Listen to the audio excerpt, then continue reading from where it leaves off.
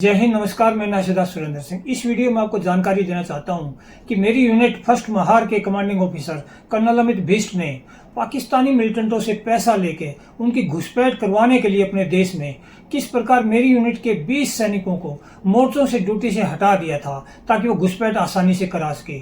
जब मैंने इसके काले कानूनों का विरोध किया था तो इसने मुझे भी फोर्थ विद हटा दिया था। तो इसमें मैं वो कॉल रिकॉर्डिंग सुनाऊंगा जिसमें मेरी प्लाटून का जवान, मुझे तो इसने वहां से निकाल दिया था और वो मुझे पूरी बता रहा है कि किस प्रकार कर्नल बिष्ट फ्रॉड तरीके से डॉक्यूमेंट बनवा रहा है और कहां कहां पर वो सारे प्रूफ हैं कि हम उनको प्रूव कर सकते हैं कि उसने वो जवान वहां से हटाए थे जिन्हें ये छुपाने की कोशिश कर रहा था हायर अथॉरिटी को।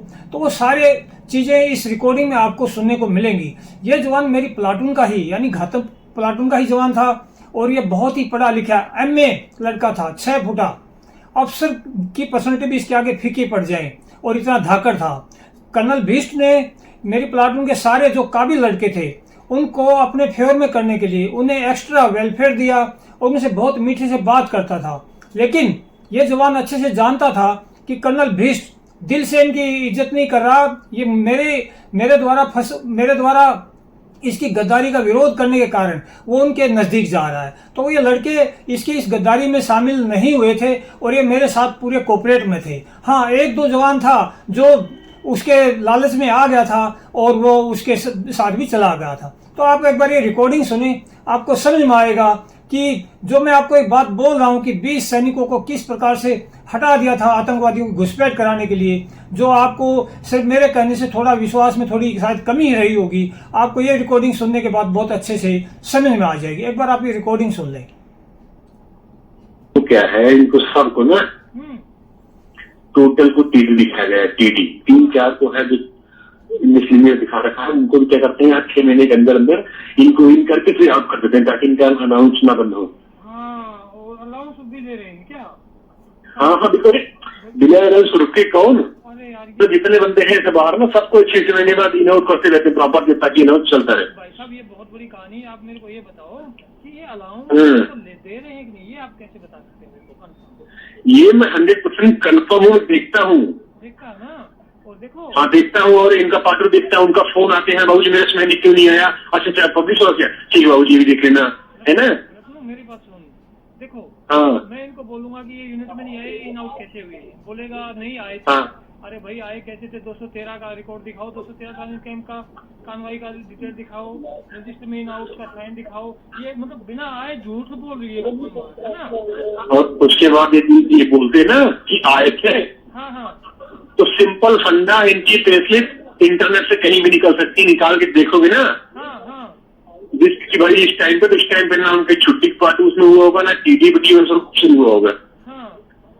हाँ, कहीं कुछ करने की जरूरत नहीं है, सीधा पेस्लिप निकालो, दिखाओ उस डेट पे कहाँ गया है। ये तो प्रिंट निकाला। अच्छा, ये पेस्लिप क्या दिखाएगी? फर्स्ट मार में दिखाएगी?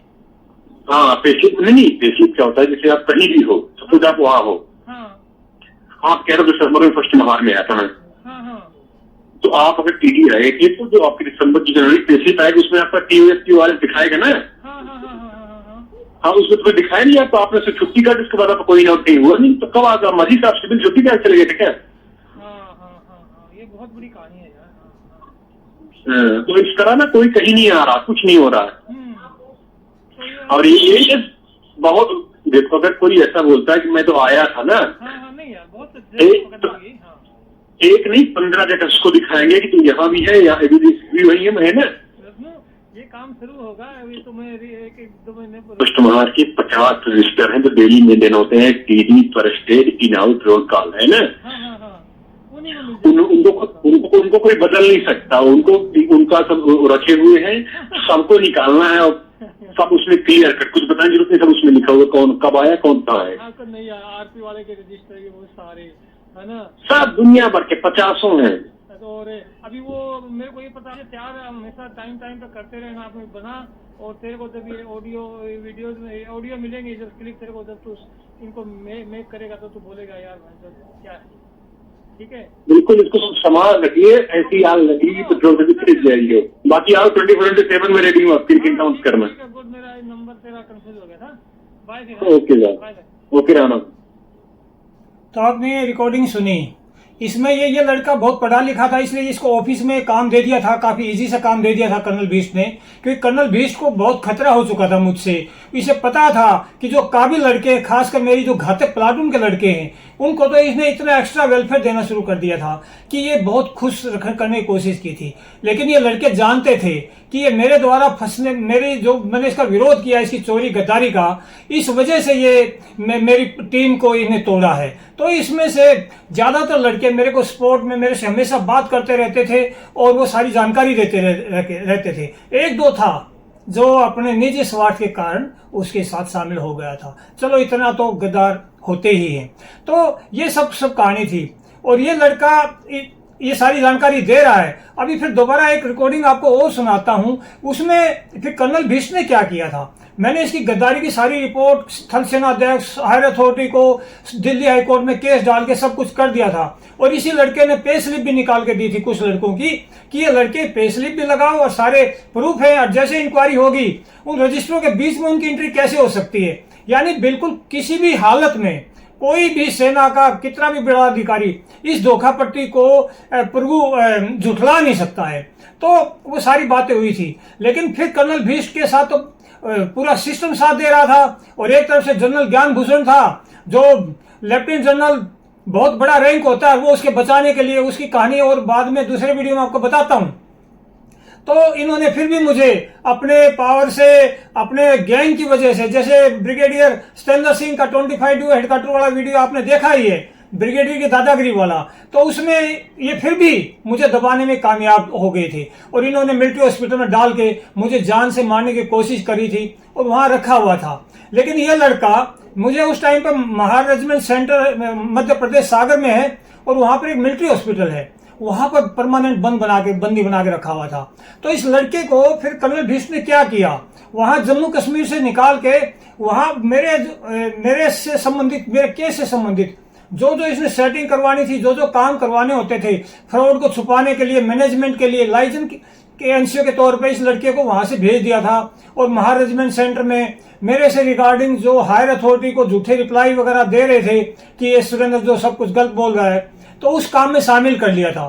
तो ये लड़का मेरे पास मिलिट्री हॉस्पिटल में आता है और कर्नल भीष्ट इसको फोन करता है, बोलता है भाई इसका ये फ्रॉड करो और ये करवाओ, वो करवाओ। अपने मैनेजमेंट में लगा हुआ था क्योंकि उसके पास तो 800-700 सोल्जर्स के अंडर में कौन मना करेगा।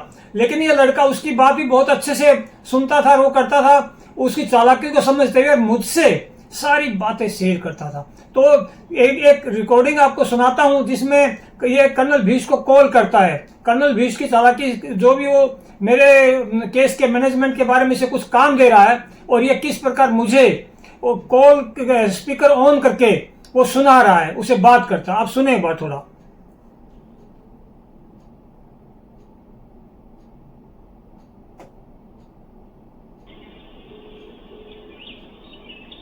एक कॉल है जा रहा है।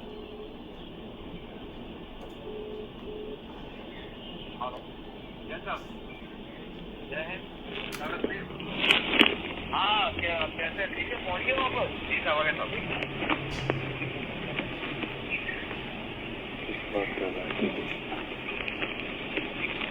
हाँ, उसको आगे पूछते वापस? ठीक है, आ गया था। और वो कब आ रहा है? कल आ गए हो? वो आ गए हो? जाकर मिल लेता हूँ ना, मिल के तो जैसा होगा आपको बताता हूँ। है मतलब उनको स्कूल के पहले साइन लेने पड़ेगी ना सुरेंद्र साहब के। हाँ हाँ, वो ले लेंगे साइन। हाँ, जुलाई की 25 ना, अभी काम और ऐसा बता कमांडर के पास जाना, कैमरे साहब वो सुरेंद्र साहब आ गए हैं, उनको वो साइन करके ना बाइनेट उसके साथ इससे कलेक्ट करने के लिए बताया। मैंने ले लिया, उसको ले लिया है, साइन कर दिया उसने, मतलब साइन नहीं किया है, मैंने पहले लेकर रख लिया था। मुझे फोन कर रहे थे कई बार, 15-20 फोन आ चुके हैं सुरेंद्र साहब के। क्या बोल रहे हैं? तो मैंने उठा नहीं फोन, मैंने कहा मैंने आपसे बात कर लेता हूँ, फिर उसको बताता हूँ। नहीं उससे एक बार उनसे पहले बात कर। हाँ बोलो साहब, क्या हुआ? ठीक है ना, और अलावा किसी की बात मत करना, ऐसा बटालियन कमांडर है उनके ना, फिर वहाँ से मेरे को कॉल करना। ठीक है, वहाँ पे जाते ना, इसका सुरेंद्र साहब का एक वो कंप्लेन था, कंप्लेन। हाँ हाँ हाँ, जैसे कि फीस आएगी तो 3 वक्त में साइन करना था, उसमें से साइन चाहिए, इसको रिसीव करानी है। वो एडम कमांडेंट की एडम कमांडेंट है ना, एडम कमांडेंट नहीं, ये अपना एडम बता दिया। हाँ मेजर प्रॉसेस हाँ महेंद्र प्रॉसेस हाँ उनके पास पहुंचे, वो सुरेंद्र साहब से साइन करा के एक कॉपी सुरेंद्र साहब को देंगे और एक कॉपी तेरे को देंगे, और जो तेरे को देंगे ना उसकी फोटो चेक करा के अपने पास रख देना, और इस टाइम में बंदा भेजेंगे उसको बाय हैंड भिजवाने के लिए। ठीक है, तो जाके और एमपी साहब से बात करते हैं। अब एक बार इसे सुरेंद्र की बात कर क्या बोलता है, ठीक है, क्या बोलता है कोई, ठीक है, बाकी मेरा अभी ऑफिस मेरे काम फोटो इसको बैटरी पे करा सकता है, मैं वही निकला हूँ। ठीक है, आपके बाद मुझे बता मुझे क्या बोल रहा है।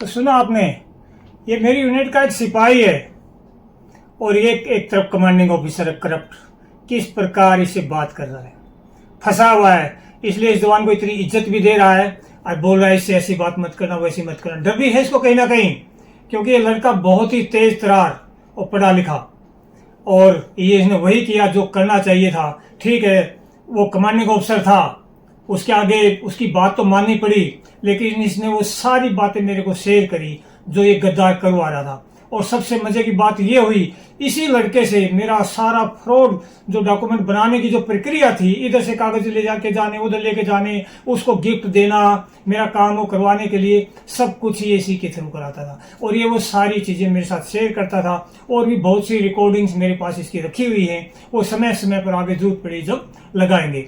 और इस लड़के के से फिर क्या क्या करवाया पता आपको, फिर मैं AWL हो गया था, वहां से अपनी जान बचा के मेरी यूनिट के दूसरे लड़के जो कर्नल भीष्म ने मुझे पकड़वा के रखा हुआ था, उन्होंने मुझे छोड़ दिया, साहब ये गद्दार आपकी जान लेने वाला, आप निकल जाइए। मैं निकल गया था, लेकिन इसी लड़के से फिर मेरे फ्रॉड पेंशन के डॉक्यूमेंट महारेजिमेंट सेंटर से रिकॉर्ड से बनवा कर और PCDA पेंशन इलाहाबाद में बाई हैंड भेजे, और वहां से वो मुझे पेंशन ग्रांट करवाई, भारत सरकार को सबको धोखा देते हुए।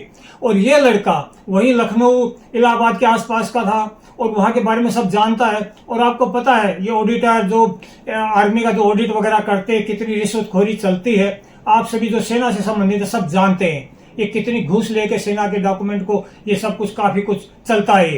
तो कर्नल भीष्म ये लड़का बताता है कि ऐसे ब्रीफ केस गिफ्ट बना के देता था कि ये ऑडिट सेक्शन में देना, यानी जो इलाहाबाद PCDA है वहां पर ऑडिट सेक्शन होता है, एक ग्रांट सेक्शन होता है, अलग अलग होते हैं, क्योंकि फ्रॉड डॉक्यूमेंट को अगर पास करवाना है तो उनको तो घूस चाहिए ना, तो ये इसको गिफ्ट बना के दिए जाते थे। और ये वहां पर वो देता था, बोला साहब ये मेरे को सारी बात शेयर करी इसने कि किस प्रकार आपका सारे डॉक्यूमेंट पास हुए, और ये खुद वहां पर कई बार गया है, TD के नाम पर गया, वारंट दिए गए महारेजिमेंट सेंटर से 1 मार्च से, वो जब इंक्वायरी होगी सब कुछ खुल जाएगा। और इस लड़के ने वो सब कुछ मेरे साथ शेयर किया।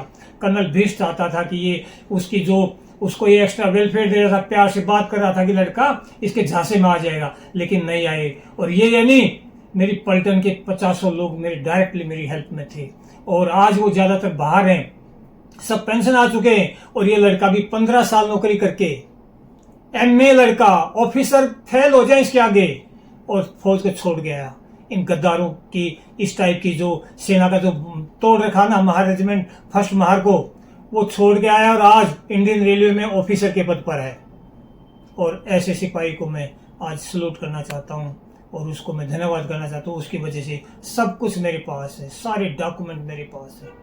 इसलिए आपको मैं ये आज ये जानकारी दी है कि जो मैं बोल रहा हूँ, ये जो गद्दार चोर कर्नल अमित भीष्म, बहुत लोगों को विश्वास नहीं होता कि इंडियन आर्मी में ऐसे कैसा हो सकता है कि एक कमांडिंग अफसर 20 जवानों को दुश्मन देश के मिलिटेंटों को घुसपैठ कराने के लिए हटा दे और किसी को पता न चले। ये देख लो आप, मैं बोल रहा हूँ, मेरे पास सारे प्रूफ है, लिस्ट आपके साइड में लगी हुई है, और मैंने इनके नाम हाईलाइट थोड़े ब्लर किए हैं ताकि इनकी प्राइवेसी का मामला है। ये लड़के अपनी मर्जी से नहीं हटे, और वो सारे गद्दार ने हटाए थे पाकिस्तानियों से सेटिंग करके, ताकि वो आसानी से घुसपैठ करा सके। और कुछ लोगों को यकीन नहीं होता, और कुछ लोगों को पता है हुआ, लेकिन कुछ चापलूस और अनुभक्त हैं जो बोलते हैं ये अफसर का सब अधिकार है। जिस प्रकार ब्रिगेडियर सिकंदर ने भी कहा है कि ये आपने फौज को सुधारने का ठेका लिया क्या। इस टाइप के गद्दार लोग और गद्दार को बचाने वाले लोग हमारी सेना के लिए, हमारे देश के लिए खतरा है। इसलिए आप सभी मेरे व्यूअर्स, मेरे साथ देने वाले भाई बहनों को मैं कहना चाहता हूं कि इस बात को ज़्यादा से ज़्यादा, आपकी सपोर्ट नहीं, आप इनको ज़्यादा से ज़्यादा शेयर करो, देश के लोगों तक पहुंचाओ, प्रशासन से सवाल पूछो, ताकि ऐसे गद्दारों का सफाया हो, हमारी सेना सुरक्षित हो जाए और हमारे जो सैनिकों को गुलाम बना रखा है वो आज़ाद हो जाए और वो भी शान से नौकरी करें, 15 साल में छोड़ के बाहर न भागे। कोई नहीं चाहता। आप ये देखें अफसर कितने बाहर आते हैं प्रीमेच्योर, 15 साल करके पेंशनेबल होते ही, और जवान कितने आते हैं और कितने लोग सुसाइड करते हैं, क्या क्या। आप जब अंदर देखोगे, झांक के देखो अपनी फौज को, तो आपको सब कुछ पता चल जाएगा। आप सभी का बहुत बहुत धन्यवाद। आप जो मेरी सपोर्ट कर रहे हैं और आपकी भावनाएं व्यक्त कर रहे हैं, मैं बहुत आभारी हूँ। और आप ज़्यादा से ज़्यादा इनको शेयर करते रहना। जय हिंद, नमस्कार।